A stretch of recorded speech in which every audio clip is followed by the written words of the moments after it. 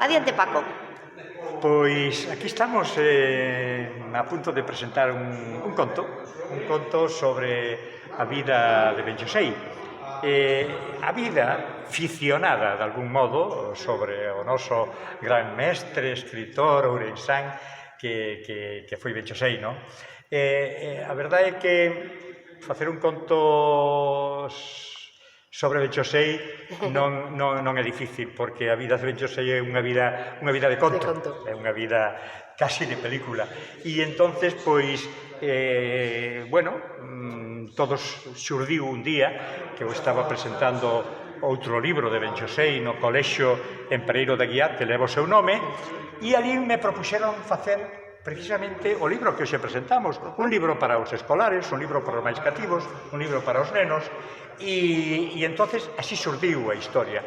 E os elementos estaban todos ali, ocorríronse nese momento, porque non tiña que buscar nada, nin pensar nada. Ali me enseñaron que, aparte do colexio do CEIP Ben Josei, ao lado había un bosque que levaba o nome de Ben Josei, o bosque de Ben Josei, donde os rapaces iban a plantar árbores, nas súas actividades escolares e tal, e dixen, pero si xa está todo, o conto xa está feito, só teño que situar nese bosque de Ben Josei os protagonistas do conto. Entonces, bueno, pois hai que descubrilo, cales son os segredos dese bosque. Ao final, máis ou menos sabemos cales son os segredos que oculta, non? Non vou descubrir o último segredo, pero sí que son os protagonistas que están vivindo como se fosen espectros do pasado nese bosque. Un é, lóxicamente, Ben Josei, porque fora mestre ali en Santa Marta de Moreiras, en Caspiñón. Outro é o Padre Feijóo, originario tamén de Pereiro de Aguiar. E o terceiro é o coronel Cachamuiña, o gran héroe da independencia frente aos franceses. Por lo tanto, esos son os personaxes que ali, por encima das diferencias do tempo que pasaron e viviron uns outros, coinciden.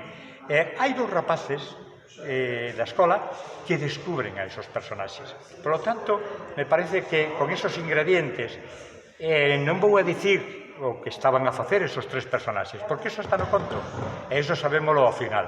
Moi ben, como sempre, un éxito vai ser isto, Paco. Pois nada, esperemos que sí. Moitas grazas. Grazas a ti.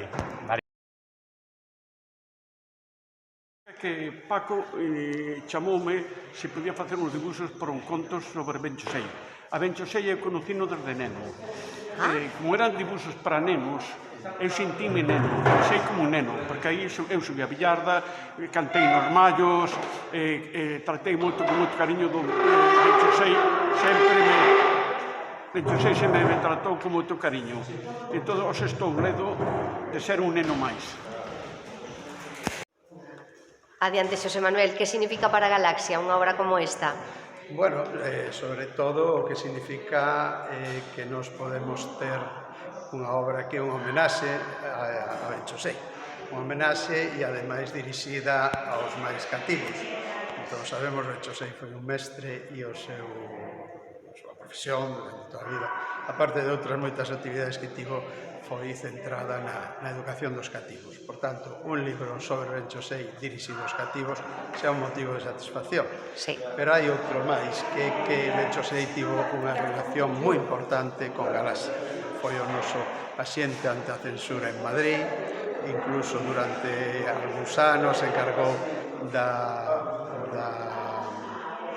caseta da Feira do Libro, a caseta de Galaxia na Feira do Libro en Madrid, xa que nos é un personaxe ao que lle temos moito aprezo, incluso no tempo de posguerra, axudou a algúns dos galeguistas que en Madrid, como Ramón Piñeiro, estaban presos, el e a súa muller Isabel tiveron un papel importante de apoio a eles, así que máis satisfaccións podemos ter en Galaxia que ter un libro sobre Ben Josei.